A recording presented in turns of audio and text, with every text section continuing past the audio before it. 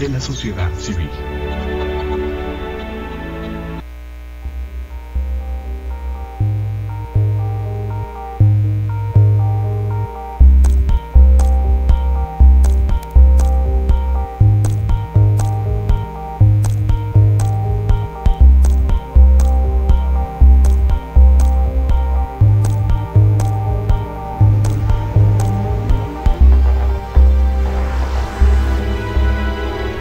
Canal Patrio, voz e imagen de la sociedad civil.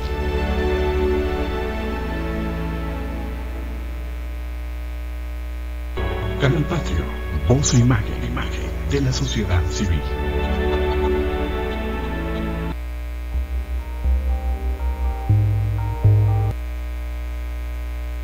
Hola, ¿qué tal? Buenas tardes.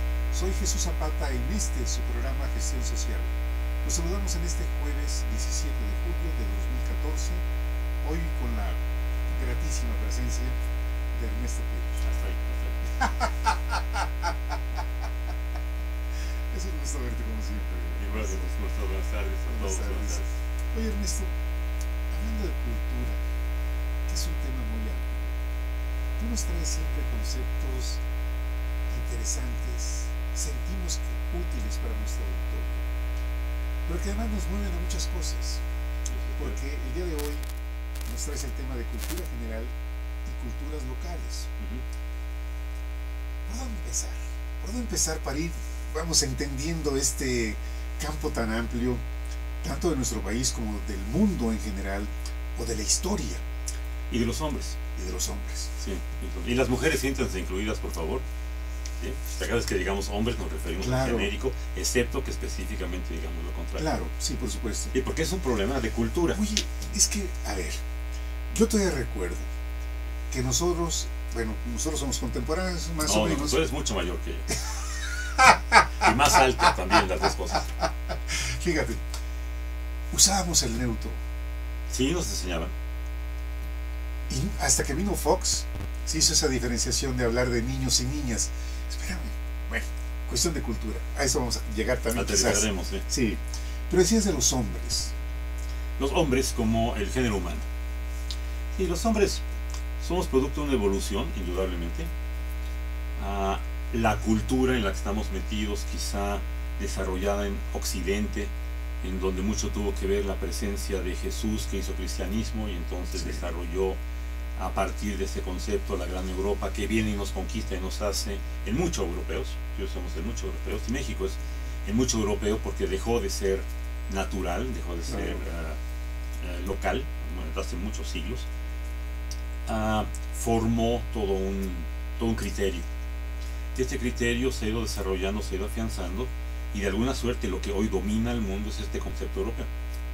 Concepto europeo que forma por migración a los Estados Unidos, lo que son hoy, a Europa lo que tiene hoy, y mucho del mundo tiene que ver con la forma de pensar, de vivir, de hacer negocio, de querer incluso trascender de los europeos, ¿no? Y es una cultura en la que vivimos, tú y yo.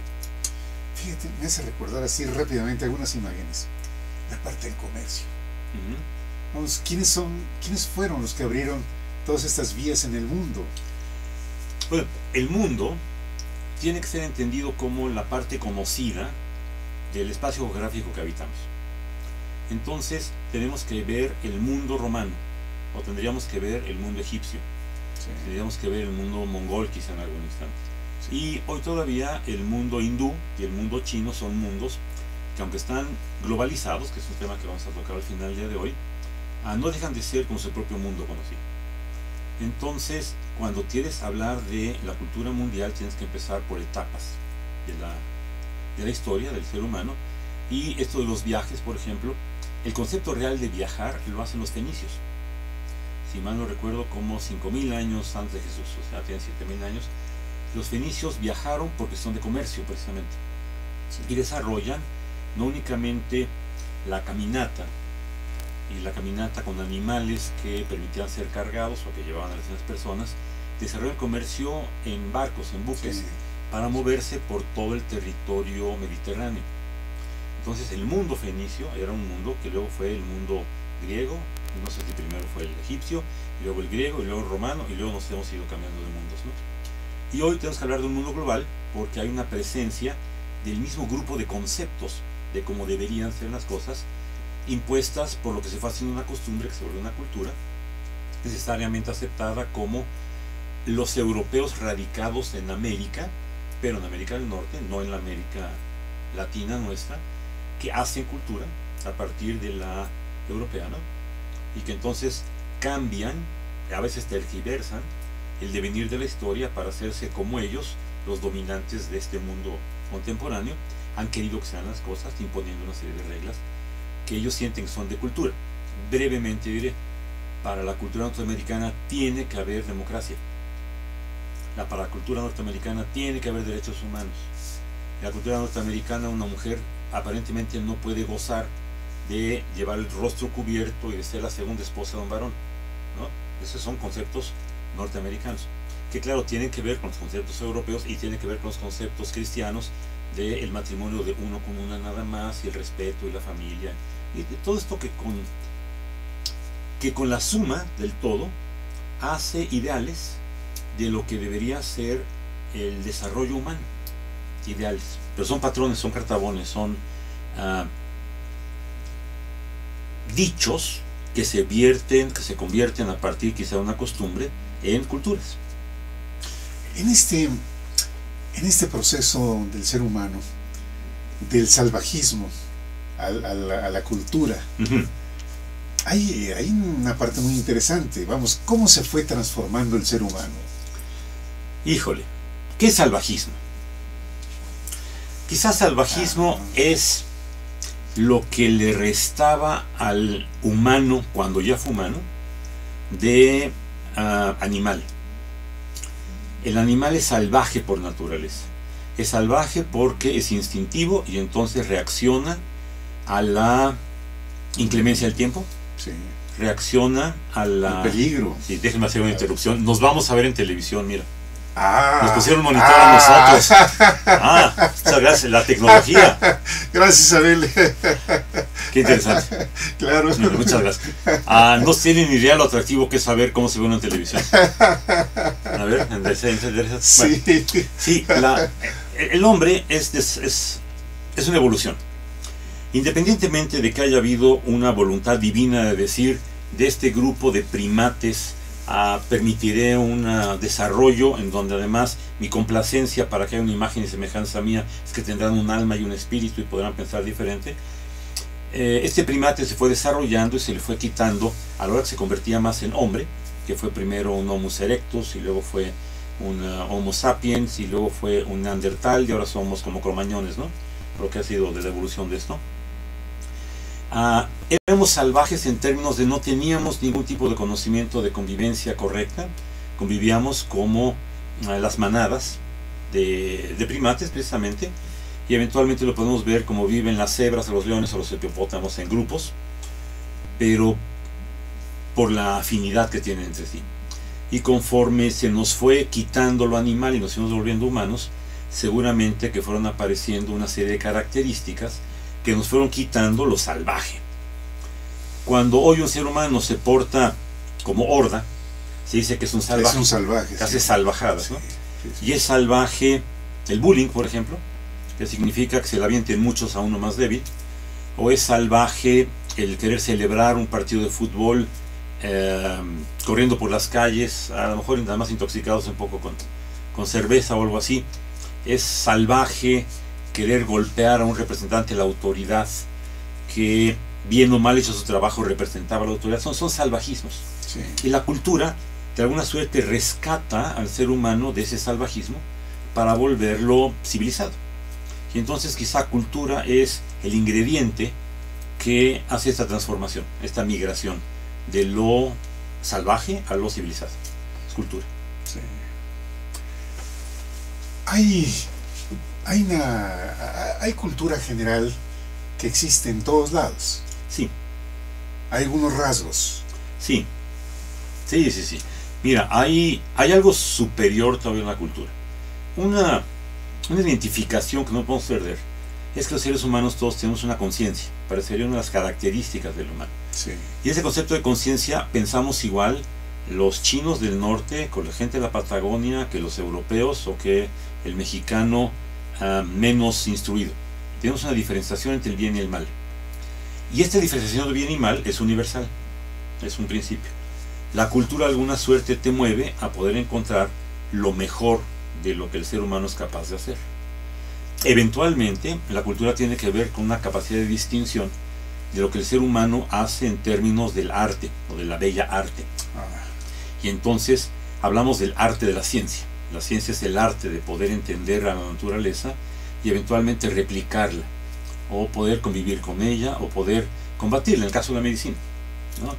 El arte de poder enfrentarse a la enfermedad provocada por algún bicho inocente, ¿no? Una amiba que se te mete al organismo y te infecta, te enferma. Necesitas aplicar ciencia y el conocimiento de cómo funciona esta amiba en tu organismo para curarla. Eso es ciencia, pero es un arte porque está bien hecho. Déjame entonces aprovechar para hablar de arte antes de llegar al tema inicial acá de costumbre. ¿Te acuerdas de Alejandro Aura? Sí, claro.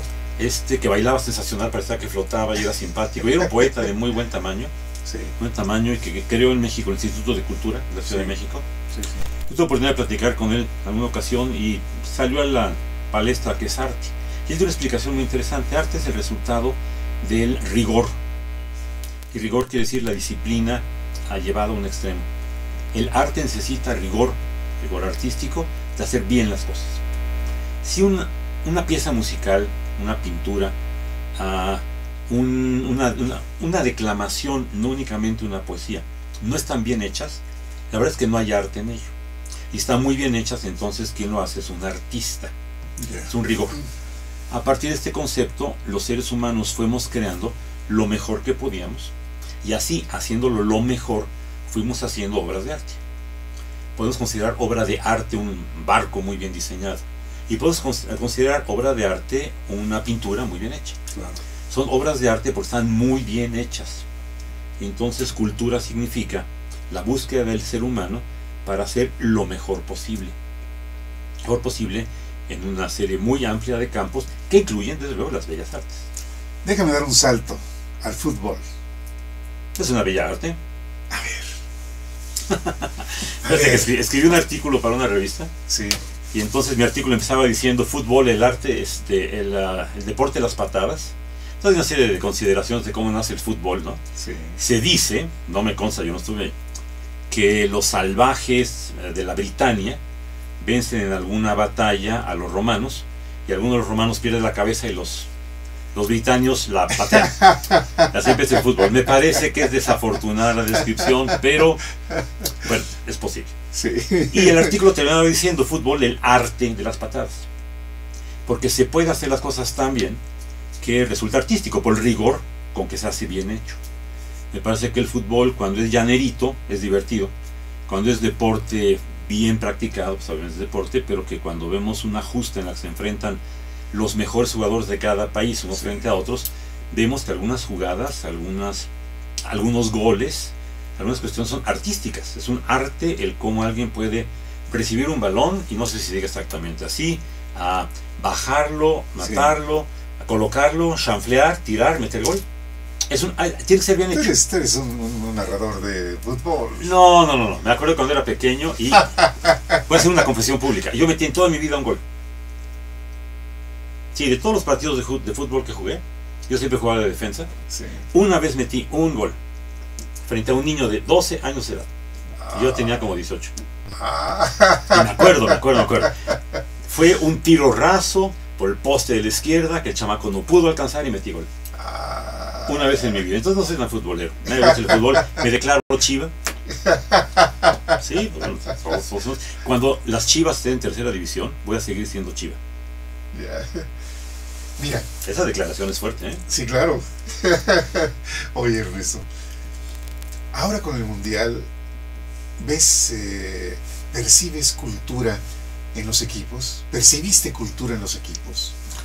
Yo lo percibes, no solo yo, todos percibimos muchas cosas en los equipos, en el deporte, en la justa mundial, en lo que nos mostraron de Brasil, que es parte de la razón que un país quiere hacer una competencia de esta naturaleza, quiere exhibirse ante el mundo. Claro. Invierte mucho en los estadios, y en el caso de Brasil hasta parece que fue excesivo, pero tiene que invertir en carreteras, y seguramente hubo más hoteles y hubo más atracciones turísticas, Sí. y el país se lució ante el mundo. Mucha gente debe querer decir, yo quisiera visitar Brasil. Claro. La derrama económica que se Sí. viene a continuación Sí, es sí, importante. Eso es mostrar una cultura. La cultura brasileña no es únicamente de folclore alegre, bailando en las calles, en batucadas, o su gran fiesta no es únicamente un carnaval un poquito antes de la cuaresma, para cerrar la cuaresma, abrir la cuaresma. Brasil es una potencia con industria, con comercio, con gente, con educación. con gente educada. Ha dado un salto muy fuerte Brasil. Envidiable, Envidiable, sí. Y entonces tiene ingenieros, y tiene poetas, y tiene músicos, tiene de todo. Y Y, mucha gente de negocios. claro, Lo que tú dices, bueno, son ¿no? 200 millones de habitantes, Sí. ¿no? Son pues un poco menos que el doble que nosotros. Entonces, Brasil y su fútbol nos mostraron ciertamente varios aspectos culturales. Yo creo que tenemos que ver el aspecto cultural del brasileño hoy, que son 3 mundos: Brasil, la Amazonia; Brasil, el exitoso; y Brasil, su pobreza, sus Sí. favelas, su gente que vive en cerros, como aquí en Tijuana posiblemente, que hoy había, o ayer, algún comentarista que dijo que Brasil había perdido la oportunidad de llamar a sus jugadores de la favela. Niños que aprenden a jugar fútbol entre escaleras, y subiendo y bajando escalones, y en callecitas que no tienen banquetas, que es donde juegan. Que ahí es en donde aprenden este arte de mover el balón con las piernas, y con los hombros, y con la cabeza, que tanto asombraba al mundo, que parecería que en este mundial ya no vimos. Ya el fútbol artístico brasileño se convirtió en un fútbol combativo, quizá como el argentino, o el de estos ahora mal nombrados holandeses, o el de los ganadores alemanes, ¿no? Se volvió más técnico y menos arte. Entonces hay una cultura de fútbol en donde practicarse significa una identidad nacional en Brasil.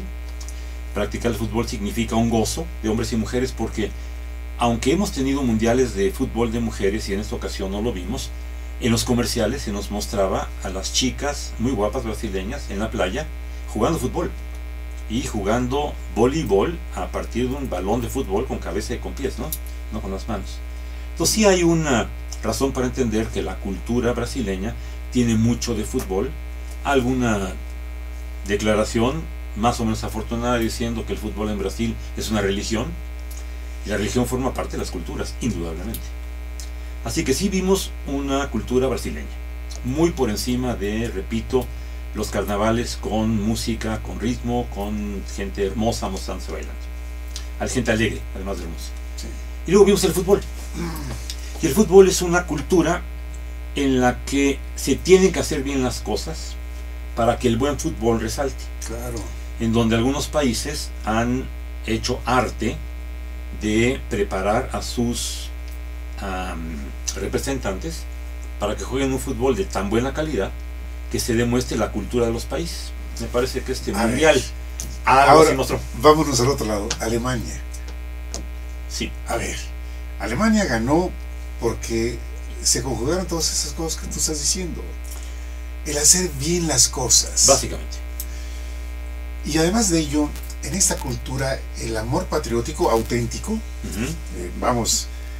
creo que eso hace una diferencia muy grande. El compromiso moral de cada jugador con su país. Sí, el compromiso es algo que una mente animal no puede hacer. Lo tiene que hacer una mente humana, una mente que razona, una mente que comprende la oportunidad de tomar alternativa entre lo que sería mejor para él, y esa alternativa puede ser mejor para él y para su comunidad, o solo mejor para él. Entonces aparece el egoísmo. En las diferentes culturas que vemos, todavía hace algunos meses se hablaba de la selección mexicana de fútbol como llena de estrellitas, que no se querían comprometer como equipo, y entonces se cuidaban a sí mismos, y por eso no ganábamos. Sí. Y ahora se reconoce mucho que la labor de nuestro entrenador, el Piojo, Don Piojo hay que decir ahora, ¿no? Sí. Lo que logró principalmente fue unir al equipo. parece que esto le es muy celebrado y que es algo que resulta de la personalidad de este hombre, independientemente de su buen saber de fútbol, de que jugó fútbol como profesional y de que es un buen entrenador. Sabe de jugar fútbol y sabe de unir a la gente para coger el mejor fútbol entre ellos. Esto es hacer bien las cosas. Y entonces México, de la cultura del... Esta es otra barbaridad. Lo importante es competir y no ganar. Es muy malo. Hay que competir para ganar. Lo importante es competir para ganar, no competir nada más por competir. Y entonces hay las historias de que siempre iban los sobrinos y los primos y los amigos a las olimpiadas y al fútbol, ¿no? Sí. Ahora esto ha cambiado un poco y entonces yo me acuerdo, la cultura era decir, no, nuestros ratones verdes, o sea, los malísimos jugadores mexicanos. Luego fuimos viendo como que la selección nacional. Y entonces había esa selección nacional que nos mostró una evolución indudablemente cultural.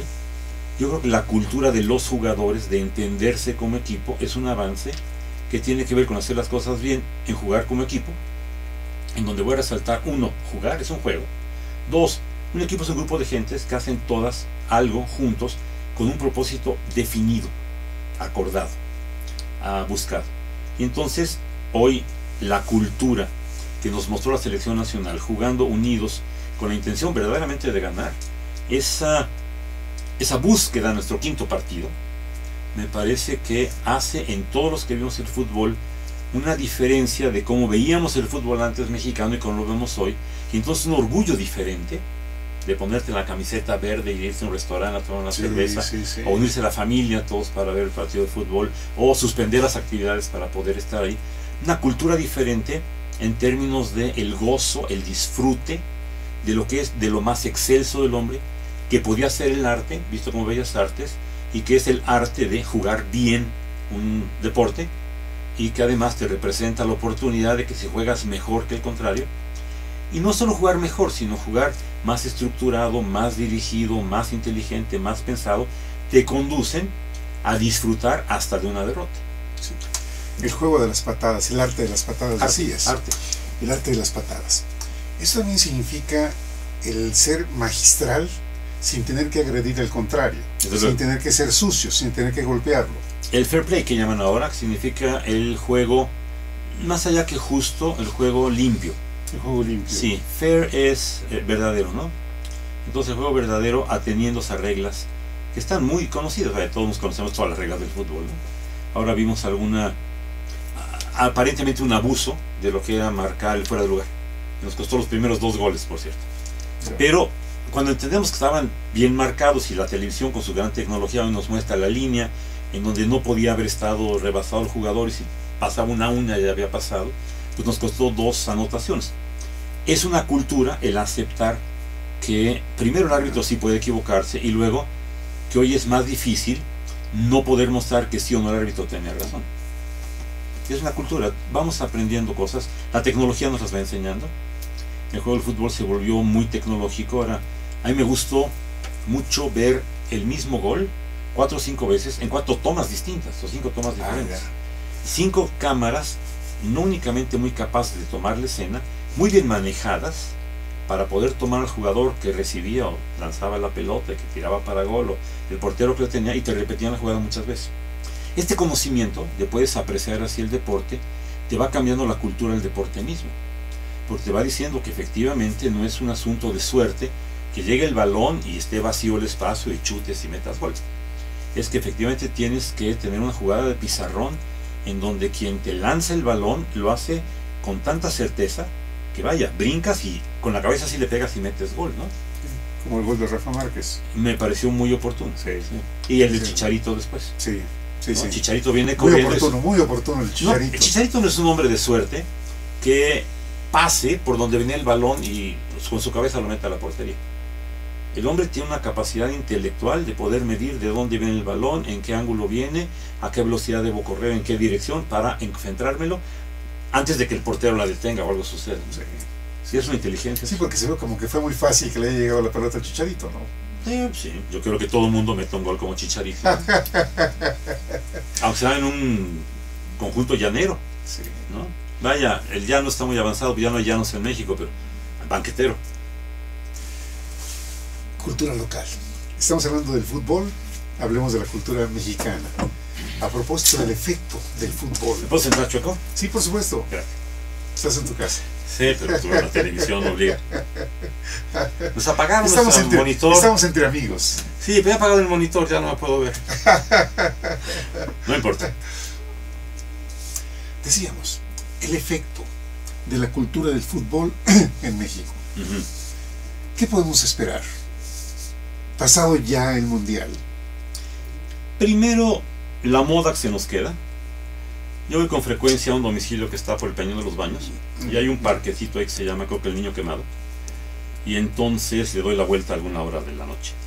Y es bien curioso que en general no había nadie jugando en las noches.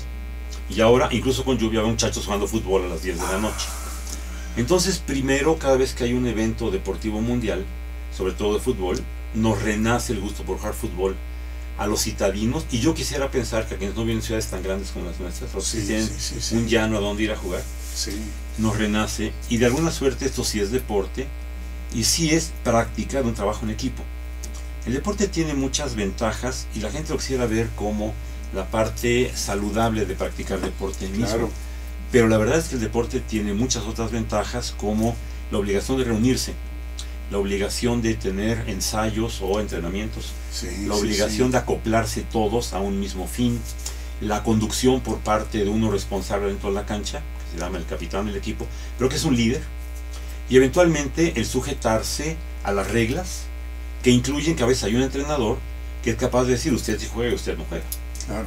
Y todo esto ayuda a que tengamos esta experiencia de la cultura que implica que los mexicanos dejemos de ser tan egoístas, que nosotros primero y luego nosotros, y después que se muere el mundo, para pasar a ser nosotros que podemos hacer cosas juntas, que nos damos cuenta que sí podemos tener el logro, y que como resultado de esto avanzamos un poquito en el fútbol por la moda, pero después a lo mejor en estudiar juntos, a lo mejor en trabajar juntos, a lo mejor en hacer cosas juntos que van a significar desde luego un progreso, y aunque suene brutal decirlo, salirnos un poco de lo bestial para ir a lo civilizado. Claro, claro.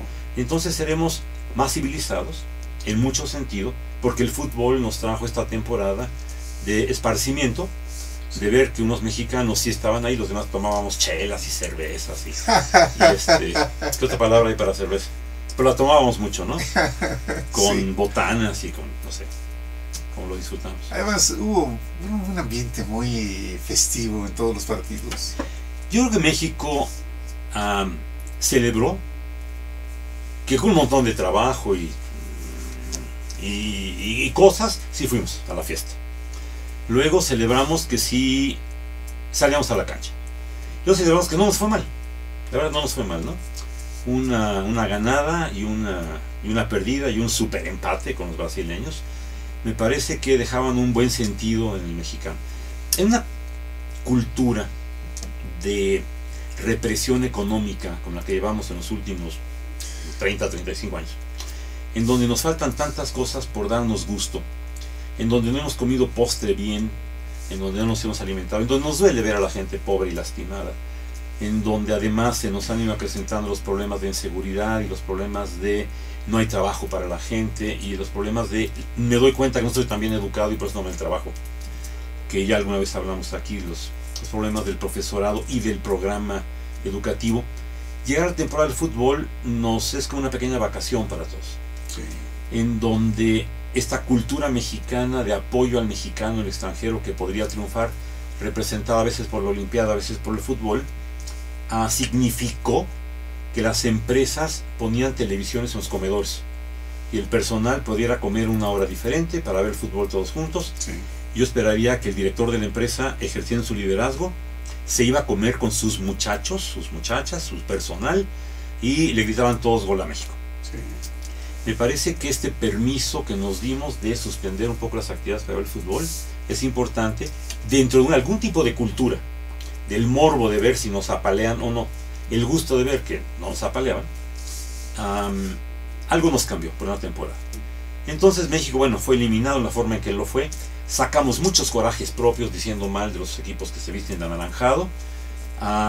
Inventamos nuevas formas de reírnos de nuestras ocurrencias.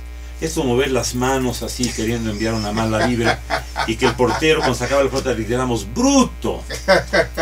Me parece que es un sentido del humor Sí. atractivo, colectivo, de desahogo. Oye, pero además, en contra de lo que dijo la FIFA, los mexicanos siguieron... Y ya vi un grupo de japonesitos haciendo así también y algo por el estilo. Y es que a partir de eso, tú puedes ahora echarle buena vibra o mala vibra a alguien y después gritarle algo. Sí. Y le puedes haber gritado hermoso, si era el tuyo. Le puedes gritar burro como le gritábamos al otro porque no era el nuestro, ¿no? Ahora, viene el próximo campeonato. 4 años para mejorar. Ojalá que todo esto que tú estás diciendo en la práctica, en la vida diaria, para nuestro equipo, para la gente que esté inclusive pensando en formar parte del equipo nacional, se prepare. Déjame extender. Sí. Ojalá que sí, que nuestro próximo equipo dentro de 4 años, con nuestras brillantes... El Piojo a mí me tiene encantado, lo amigo. Debo confesar públicamente que pues dirigía un equipo vestido de amarillo con azul que no me gusta, pero me caía bien el fulano. Igual que el portero Ochoa, que jugaba en ese mismo equipo vestido de amarillo con azul, que a mí no me gusta, me caía bien como persona. Claro. Entonces, que ellos estén ahí y que sean estos paladines, esta gente deseosa de ser imitada, Sí. que nos facilita el entendernos como ser capaces de, a través del otro. Si otro fuera un argentino y un chileno, pues sí, eran latinos como nosotros. Pero que sea un mexicano, el que ves que vuela para tapar un balón, o que sí mete un gol Sí, bien, sí, o que se vuelve la figura que todo mundo voltea a ver, como el apasionado al lado de la cancha, que le dije a sus muchachos que de veras se enojaba, de veras gozaba.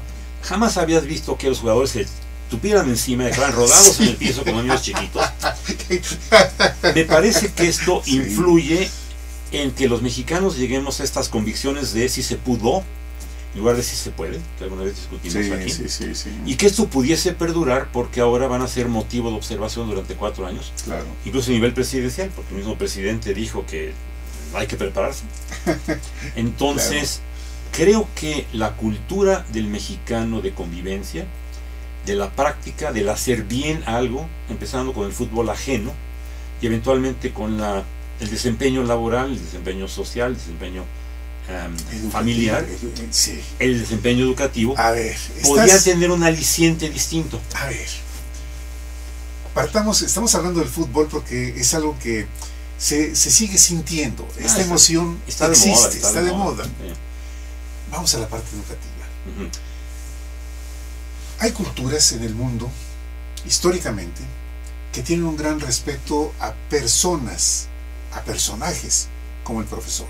Sí, En Alemania, por ejemplo, el que tiene el título de profesor, él mismo sabe que tiene una responsabilidad social enorme, el profesor. el profesor tiene una imagen que conservar. Sí. Sí. Y si hablamos de Alemania, lo mismo podemos hablar de Japón, donde el profesor es una institución, no sé si es un término demasiado fuerte, venerada. Llevamos a nivel de respeto. Respeto. Respetada, Respetar. muy respetada. Quizá la veneración está reservada para los que trascienden. O sea, tienes que morirse a alguien para que lo veneres. Muy bien, de acuerdo. El profesor está vivo, entonces es Muy respetado, muy respetado en Japón. Y eventualmente honrado. Y honrado significa el reconocimiento de que el respeto que le diste tenía mérito. Sí. Y hay países que históricamente, hablando de los profesores, han mantenido ese respeto al profesor, Ujú. históricamente. Sí. Yo creo que hay otros casos más. Corea del Sur, por ejemplo, también. Hay... Sí, están de moda también. No, los coreanos del sur, no. Consideran que el profesor es un segundo padre. Sí. Padrino, tú lo has dicho. Yo lo que considero el padrino, mira, papá es quien te da la vida. Y otro día discutíamos entre padre y papá. Y papá y padrino. Entonces, quizá padre es el que te da la vida, el papá es el que te cría. Sí. Y el padrino es un papá supletorio en cuestión religiosa por si tu papá no está presente o por si descuida llevarte en cuestiones del cumplimiento de los preceptos religiosos, entonces él tiene esa responsabilidad. Los papás nos enseñan lo básico en la casa, y te estoy hablando papá, mamá, nos enseñan lo básico. Nos enseñan el comportamiento en la mesa, el vestirnos, en las primeras palabras, nos enseñan mucho.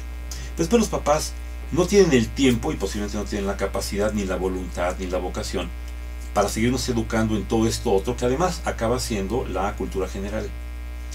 Esta que significa, voy a la escuela y aprendo de geografía, biología, matemáticas, un poco de pintura, de arte, de música, todo lo que aprendes en la escuela, que es un conocimiento general, que te da una cultura general además.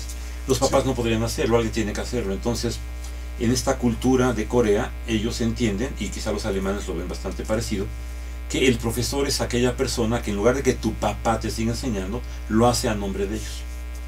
Si después lo llevas al concepto de el Estado se ha preocupado por tener una educación, y el Estado mexicano tiene una educación que además es gratuita y además es laica y cosas por el estilo, entonces deberíamos tener ese respeto al profesor, que es la persona que te transmite todo este conocimiento complementario al saber hablar y cruzar una calle y vestirte correctamente y comer a la mesa, con el enorme respeto que deberías tenerle a un papá, y si no a un papá, a un padrino, ¿no? Alguien que suple a tu papá en su momento. Al menos en educación básica así debería ser. Ahora, ¿cómo seguir con este espíritu del Mundial en México actualmente? Y que estos valores se puedan otra vez rescatar, hablando del respeto al profesor. Yo creo que hay que devolver al profesor su sentido de responsabilidad, que perdió mucho en dos razones principales. La primera es que se le dio un programa mínimo de educación que tomaron como máximo y que termina siendo un barniz de conocimientos, y que entonces nos da a los mexicanos en general una cultura bastante rabona. Y la segunda es que lo volvieron comodino, y entonces se eliminaron una serie de beneficios por estar en un sindicato, del que ahora sabemos que había una cuestión de abusos y una serie de beneficios para algunos, en donde el profesor no tenía que cumplir sino medianamente. Como resultado de esto se perdió el respeto que la sociedad le tenía a sus profesores, y se perdió el grado de que los profesores no tienen por qué ganar más, los profesores no tienen por qué ser considerados, los profesores no tienen por qué ser más educados, y ahora los profesores van a poder ser elegidos por los papás en alguno de estos cambios educativos, para que a la escuela sí o no le llegue el dinero, el presupuesto, según los profesores sí o no le gusten a las familias. Y entonces un profesor que se vuelva hoy exigente para con los niños, con los que no puede ser exigente por sus derechos, dicen que no lo puedes hostigar, a lo mejor va a volver a ser todavía más maltratado. Entonces creo que el fútbol debería traer una enseñanza diciendo: cuando el que llegue es un entrenador que grita, berrea, no sé si además insulta eventualmente, que exige, y el equipo tiene un resultado, las familias mexicanas y los alumnos también deberían decir: yo quiero un profesor como el Piojo. Exacto. Que me exija, Sí. que me abuse, que me diga: ¿cómo que ya te cansaste? Otra vuelta más, otro Sí. gol más, y que ahora otra vez. Sí, sí, sí. Y que uno muy bueno lo contenga y le diga: no, mi Chícharo, te me esperas. El Chícharo los mexicanos queríamos: Sí, Chícharo. sí, sí. Y el Chícharo era reservado para el último momento y hasta metió su gol. Sí. Y así como dijimos, de cabecita, ¿no? Sí. De coincidencia, ¿no? Se encontró la pelota en el camino. Si nosotros pudiésemos transmitirle, y este programa a lo mejor así lo intenta, a los mexicanos, aprendan la lección de la selección de fútbol que acaba de representarnos en Brasil, Sí.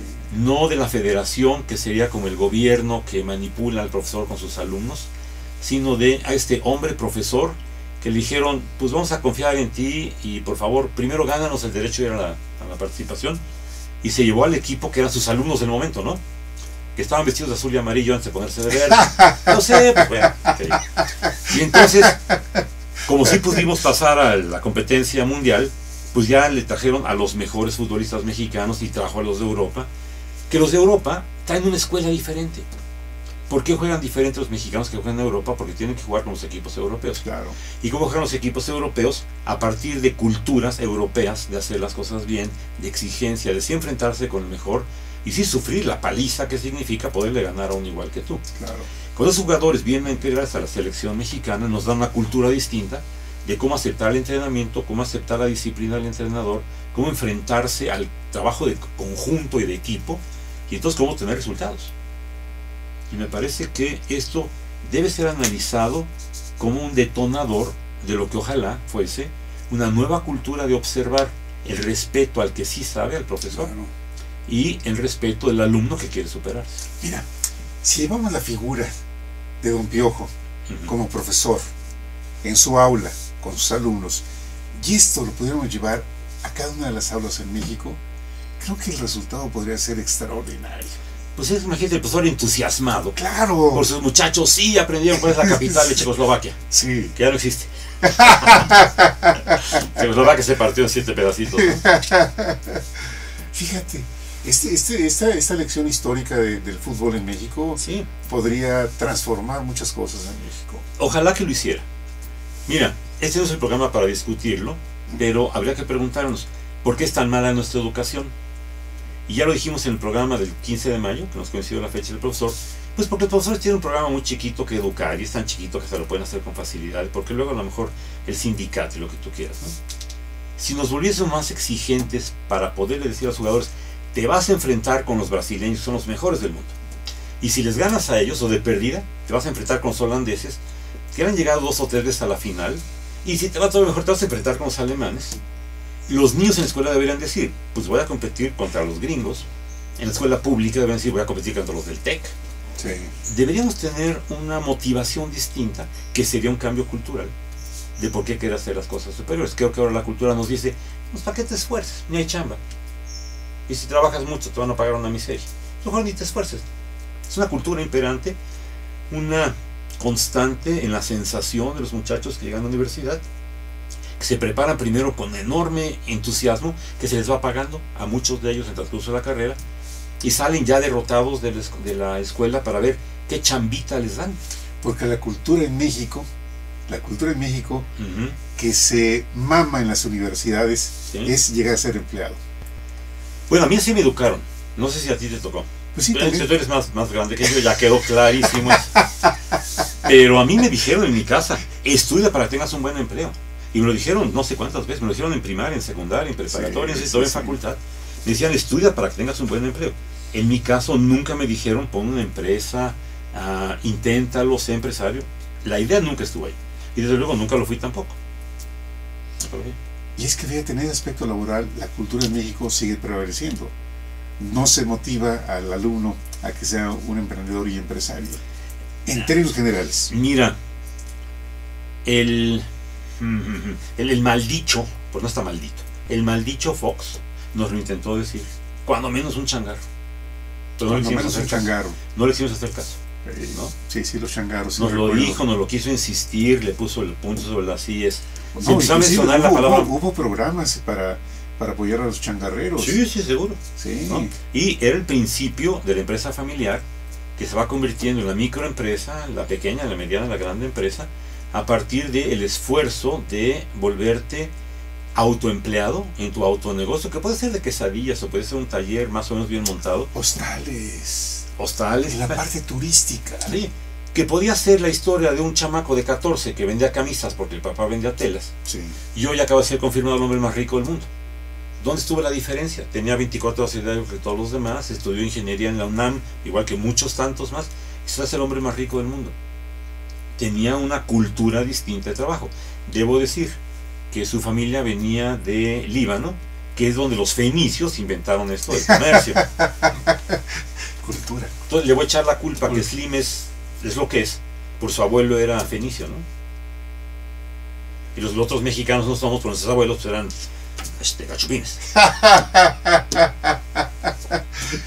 Mira, ojalá que de veras esos comentarios sobre el fútbol alguien los tome en cuenta.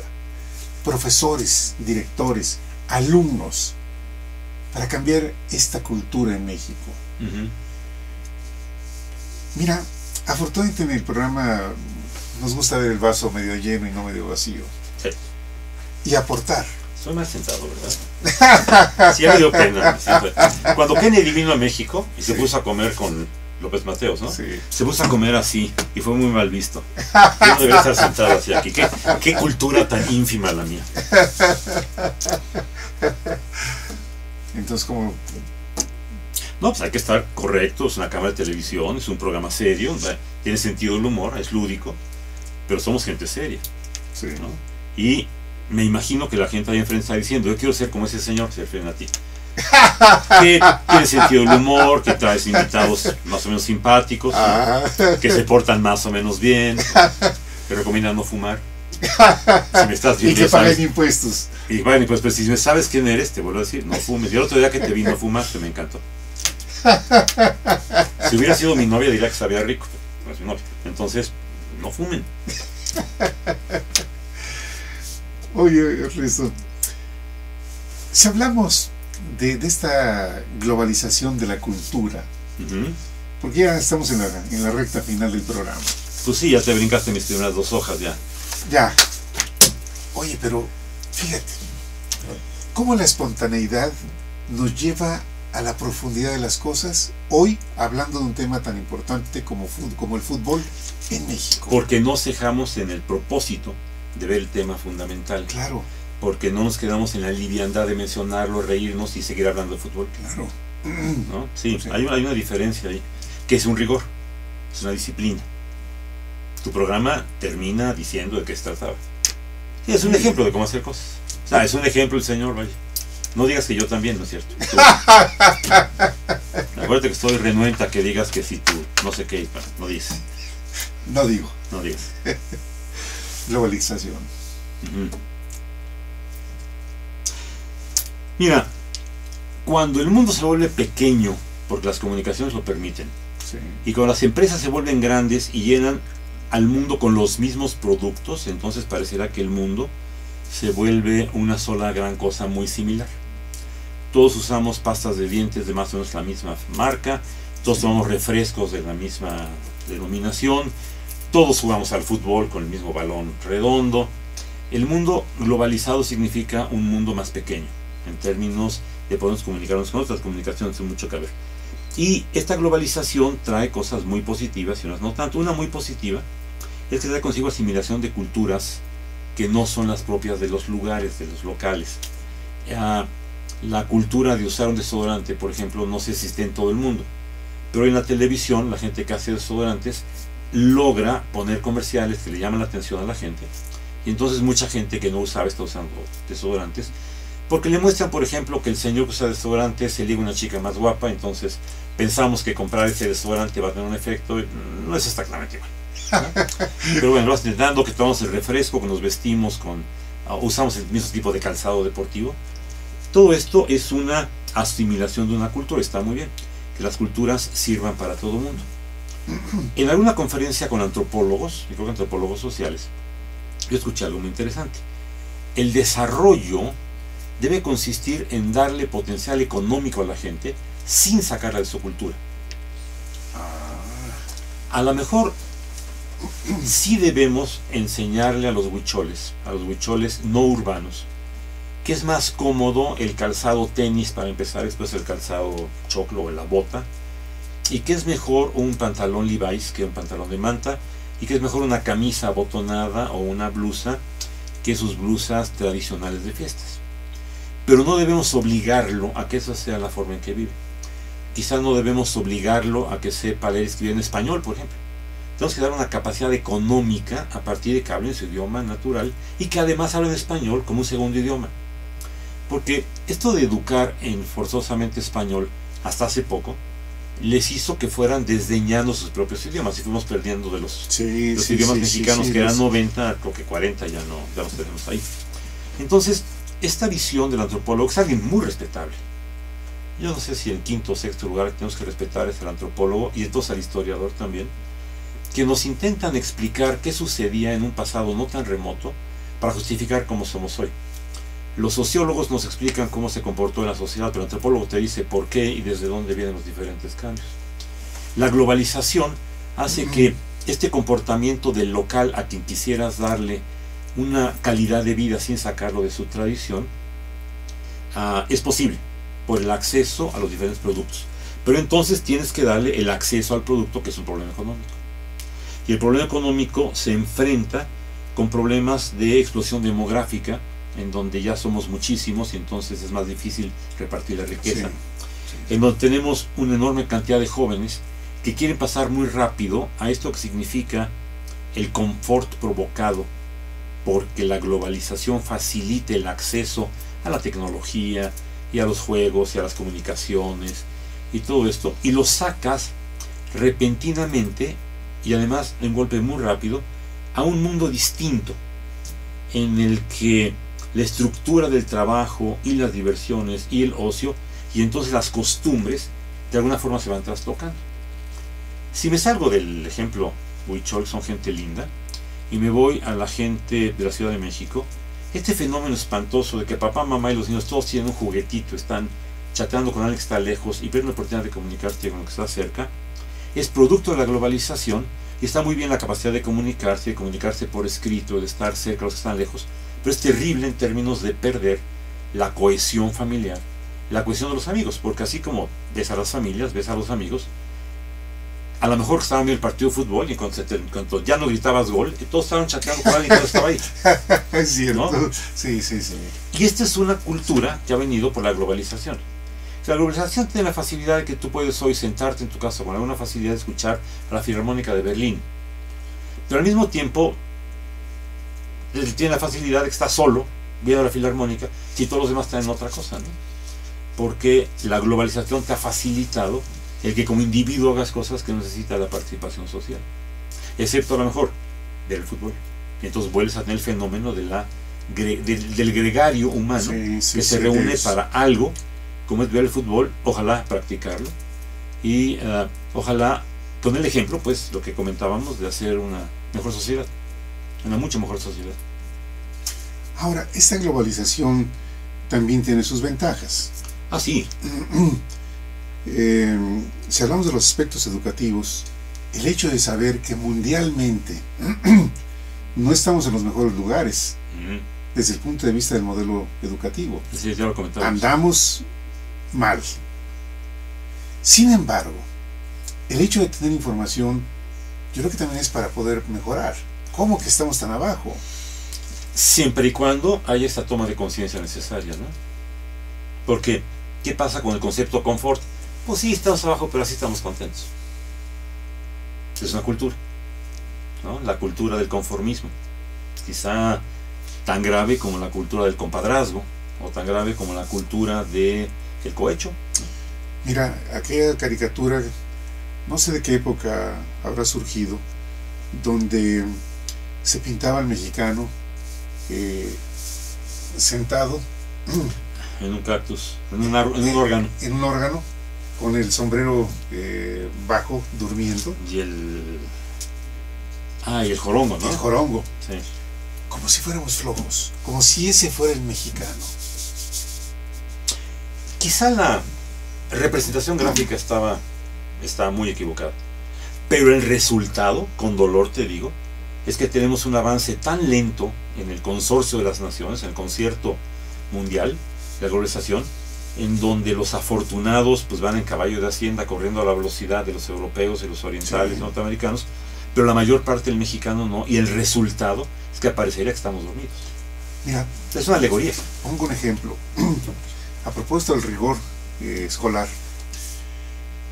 estaba leyendo en las semanas anteriores, cuando se estuvo hablando de que Corea del Sur actualmente tiene el mejor modelo educativo, hablando que los alumnos empiezan, no sé si a las 6 de la mañana a estudiar, y terminan a las 10 de la noche. ¿Sí? O sea, a ver, ¿cómo que de las 6 de la mañana a las 10 de la noche, sí, el tiempo completo lo tienen dedicado al estudio? Sí. Y al aprendizaje. Al aprendizaje. Las dos cosas. Es cierto, al aprendizaje. Y lógicamente, si pensamos en México, pues no tenemos ese modelo. Pero ni lejos. Ni lejos. Y menos de disciplina y de rigor. A decir silencio. Y de exigencia. Y de exigencia. Es verdad. Sí. Y entonces yo creo que ahí sí duele aceptar que todavía tenemos muchas cosas en las que tenemos que mejorar. Mira, es un problema. Y algunos de estos nuevos gurús de la administración quieren cambiar la palabra problema por oportunidad. Yo no estoy de acuerdo. Un problema es un problema, y hay la oportunidad de resolverlo, pero un problema no es una oportunidad. Yo creo que una oportunidad que nos presenta es entender que el juego dura 90 minutos. Y tienes que estar todos los 90 minutos en el juego. Sí, es cierto. En la materia que se llama administración del tiempo, hay que explicarle al alumno que está interesado en poder hacer más cosas en el mismo tiempo, que se trata de tener un mayor número de minutos útiles de cada hora. Y que no se trata de trabajar como locos 5 horas continuas y después flojear 9. Se trata de durante 9 horas tener el mayor número de minutos útiles, productivos, eficaces, eficientes, Sí. que te resulten productivos porque aprendes, porque logras, porque produces. Si México pudiese entender que nuestra historia está llena de estos vacíos de no hacer nada, que los alumnos van a la escuela y entonces empieza tarde la materia y termina temprano porque el profesor llega o no llega, pues está harto de los chamacos, que boicotean la clase porque juegan, porque se distraen, porque no quieren entender. Yo creo que el chamaco mexicano hoy, y ya en la universidad los encuentras, o en la universidad también los encuentras, están deseosos de no ocupar la mayor parte de cada minuto de los 60 que tiene una hora en algo que le resulte de valor. Eso no lo encontramos. Y entonces yo te puedo decir, gente bien seria que paga sus estudios en la universidad en las que enseño por las tardes, les dices, vamos a hacer un examen, ay no, usted dijo que no iba a ver, usted dijo que es muy lindo, ¿no? Te empiezan a chotear, profesor, lo invito a comer, que es una falta de respeto gigantesca, claro. Es una ofensa.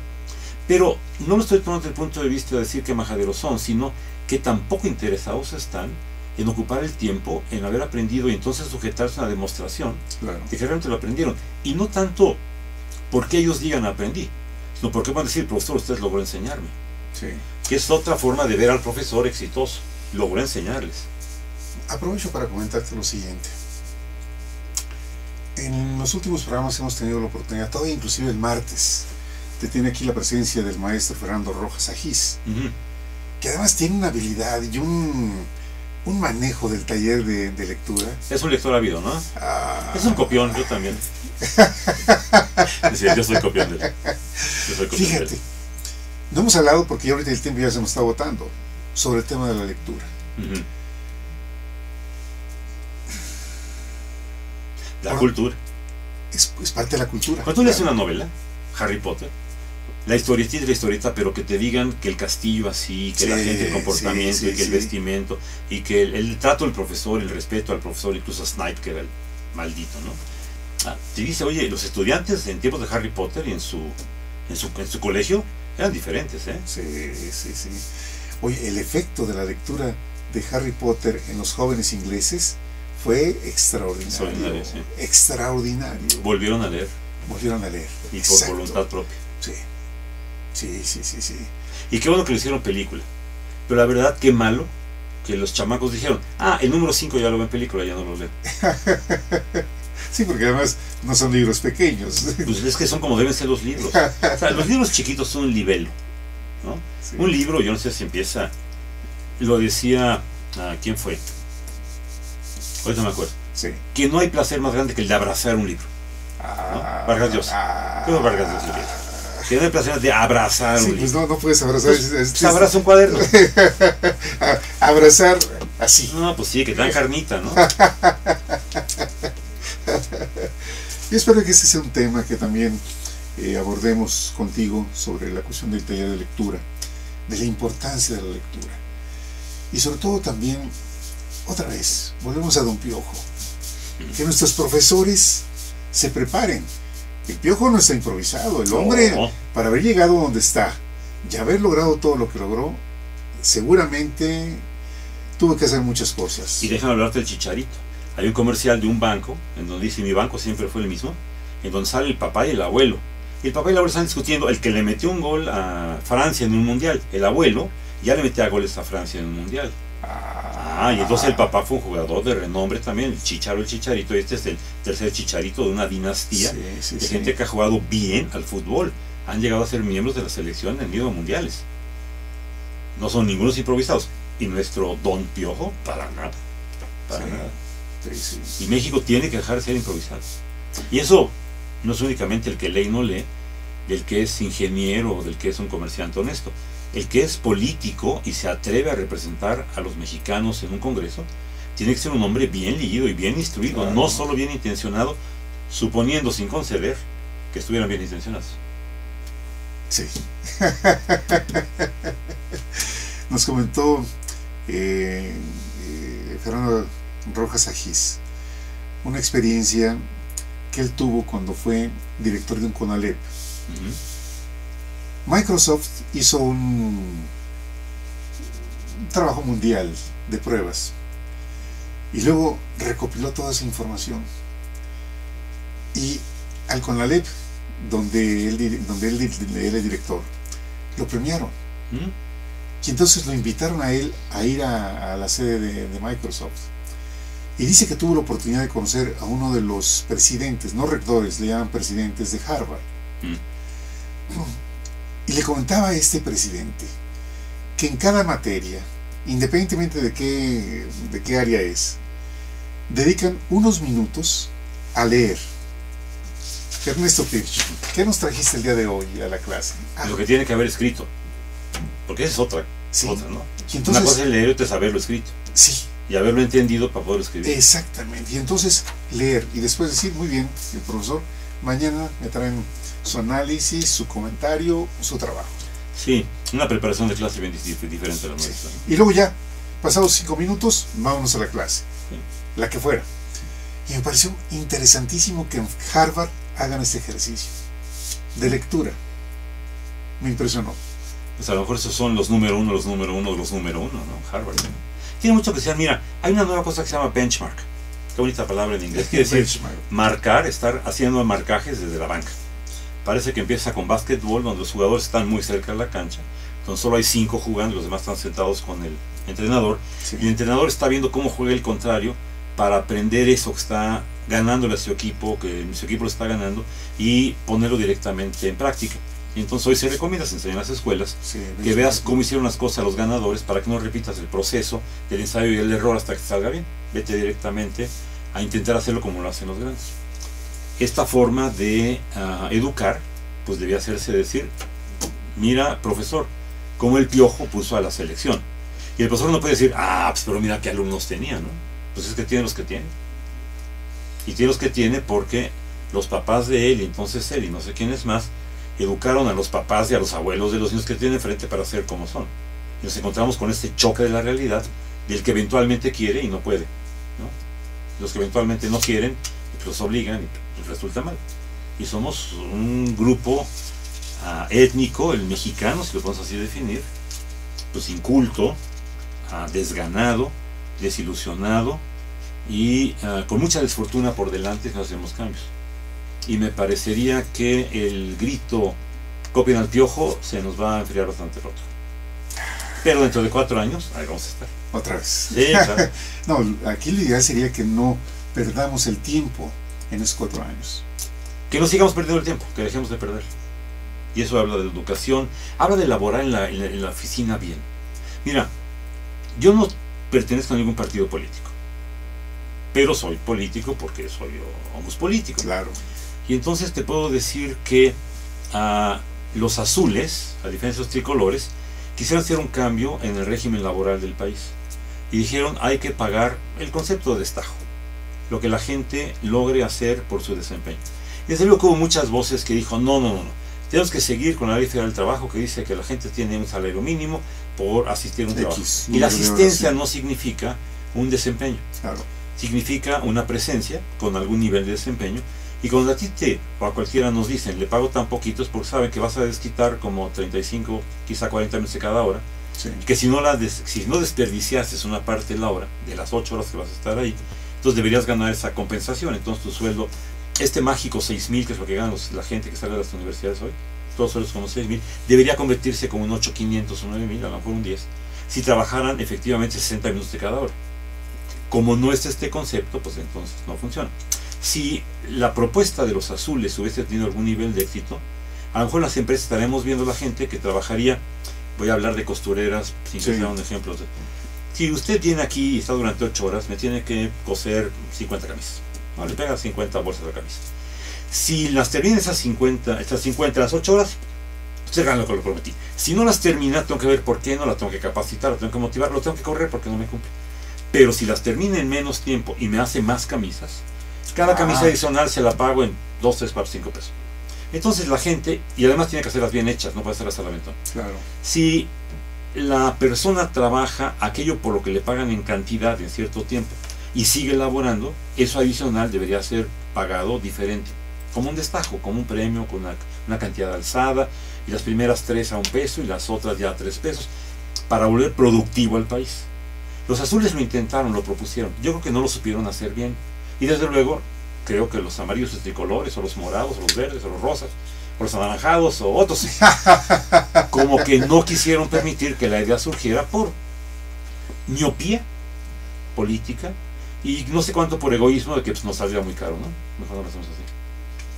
Pero imagínate que le podría decir, a ver, profesor, usted tiene tantos grupos, tantas horas a la semana, y le va a pagar tanto dinero. Si sus alumnos pasan con esta calificación así, es lo que gana. Si gana menos, lo va a tener que capacitar, motivar, y a lo mejor lo corre. Pero si usted tiene alumnos que tengan mejores calificaciones, le voy a dar un premio en algo, en reconocimiento, en dinero, en vacaciones, qué sé yo. Imagínate el profesor con el acicate de muchachos, me tiene que resolver bien los exámenes para que yo gane más dinero, para que gane más prestigio. Y los chamacos diciendo, y además vamos contra el salón de junto, y surge el espíritu de competencia sana, de compito contigo y soy muy igual a ti, hasta te voy ganando un poquito. Y reconoces al que pues sí ganaron aquellos. Y le das de coscorrones a tu compañero de escuela que no está puro, o a tu compañero de trabajo que echó la flojera. Ese cambio cultural sería muy bueno en este país. ¿Y qué crees? Así funciona Europa. Pues sí, la gente trabaja con un enorme esfuerzo y está muy medido qué puedes hacer en tu tiempo laboral y lo logras. Y por eso les pagan muy bien, porque logran los objetivos, ¿no? Y aquí no nos pagan más que el objetivo que se prevé que logras, que sería pues como los 35 minutos de cada hora. Y los que fuman se pueden salir 5 minutos, ¿no? Y los que van al baño pueden ir 2 o 3 veces al baño. Y los que tienen la chica favorita en la habitación de junto, en el edificio de junto, pues se van a la habitación de junto, ¿no? A ver, ¿qué dice el chat? El chat dice, si me puedo poner los lentes, sí. Alexis Roldán, muchas felicidades por el excelente programa. Gracias, Alexis, qué gentil. Luego, eso fue a las 6:04. Luego, tenemos técnico nuevo, y el técnico nuevo está queriendo hacerlo manualmente y es con mouse. A ver, vamos a ver. Así, entonces para abajo, así, con teclita. Eso es. Ahí vamos ya.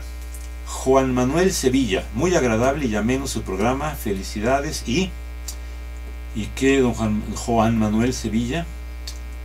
Felicidades y saludos de Colima. Colima. Primero, Colima tiene las mejores universidades. Colima es un pueblo muy culto, en general todo Colima. Y luego tiene a Manzanillo, la única sucursal del cielo sobre la tierra y futura capital del universo. Oscar, saludos de las oficinas de Pemex. Como Oscar es seguidor de nosotros. ¿qué bien? Sí, Oscar es como seguidor siempre, muy ameno su programa, excelente invitado. Gracias, don Oscar, es excelente el entrevistador. Puedo decir que eres... no lo digas. Está bien. Es que luego, Oscar, nos echan a perder aquí. Tú no tienes una abuela como la mía. Carmen, feliz de su santo ayer. Me encantó ver de otro punto de vista el fútbol. ¡Claro! Gracias, Carmen, sí, gracias. Sí. Como algo positivo. Sí. Sí, doña Carmen, hay que sacar lo positivo a casi todo en el mundo. Claro. Carlos, muy buen programa, me parece excelente el punto de fútbol en aprendizaje. 17 de julio. Muchas gracias, Carlos, qué amable. Bien. ¿Y ya? Muchas gracias a todos. Muchas gracias a todos. Sí. Nuestra fan número 1, Yolanda de Puebla, me localizó por Facebook. Qué atractiva dama, ¿no? Escribe bonito, me hizo sentir bien. Ya le contesté. Fíjate. Hola, Yolanda. A propósito de ella, porque ella es arquitecta. De profesión. Pero de vocación, maestra. Sí.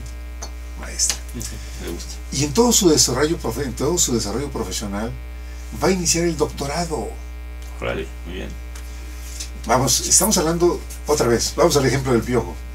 El Piojo se tiene que estar preparando permanentemente para lograr los objetivos. Pues sí. No es de gratis. ¿Ya? ¿Nos acabamos? ¿Ya se acabó el tiempo? ¿Nos pasamos 10 minutos? Hijo, espero que hayan sido los mejores de todo el programa. Ernesto, muchas gracias. Jesús, gracias a ti. Qué amable. Como siempre. Más para nosotros. Gracias por haber estado con nosotros. Gracias, Isabel, muy amable. Muy amables. Paguen los impuestos, no fuman, no se vayan. No se vayan, porque un poquito más tarde tendremos aquí a Gaby Herrera hablando de herramientas de liderazgo. Y vamos a hablar de la empatía. Importante. Muy importante. Que no te diga que es ponerte zapatos de otro, ¿eh? No. Nadie puede poner sus zapatos de otro. Es entender al otro. Eso es. Un empate de emociones. Muy bien. Pues ese va a ser el tema. Andale. Gracias. Regreso con ustedes. Gracias. Buenas Ernesto. tardes. Hasta pronto.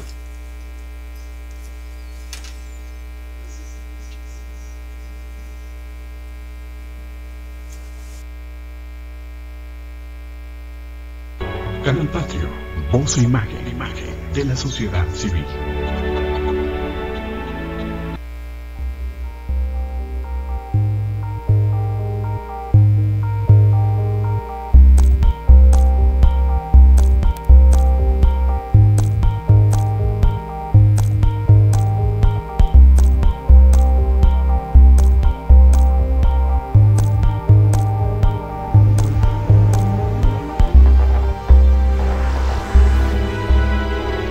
Canal Patrio, voz e imagen de la sociedad civil.